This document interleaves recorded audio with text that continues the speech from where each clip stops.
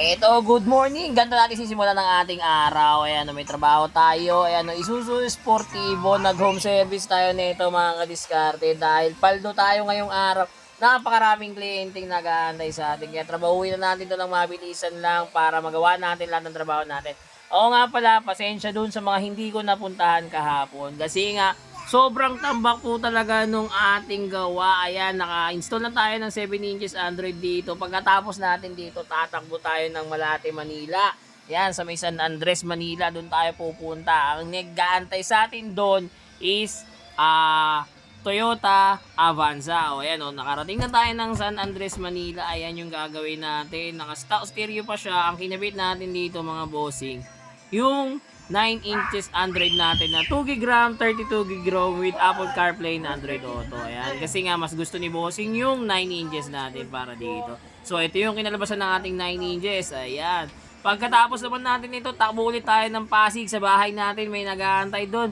Mitsubishi Estrada. Ayun. So habang nandun yung Strada, nag-aantay sa atin ito, tinrabaho natin to. Tara, biyahe na ulit tayo, balik tayo ng Pasig. Okay, let's go! Ayan na, nakarating tayo ng Pasig. Ayan, Strada yung gagawin natin, papalitan natin. 10 inches nga pala yung gusto ni Bossing dito, retrofitting lang. So tara, trabahuin na natin yan.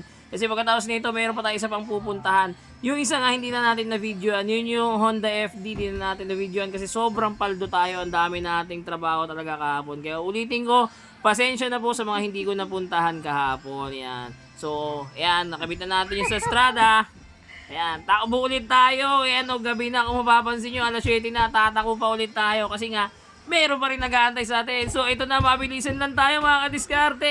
Ito na, naikabit na natin. 9 inches Android sa Crosswind Sportivo. Ayan.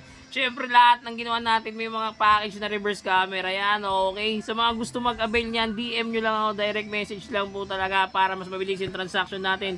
Don't forget to like and follow na rin mga kadiskarte. Ayan, solid na solid yung araw natin. Nakakapagod. So, eto na, uwian time na. Biyahe na pa uwi. Ride safe sa lahat. Bukas ulit. See you tomorrow. Let's go!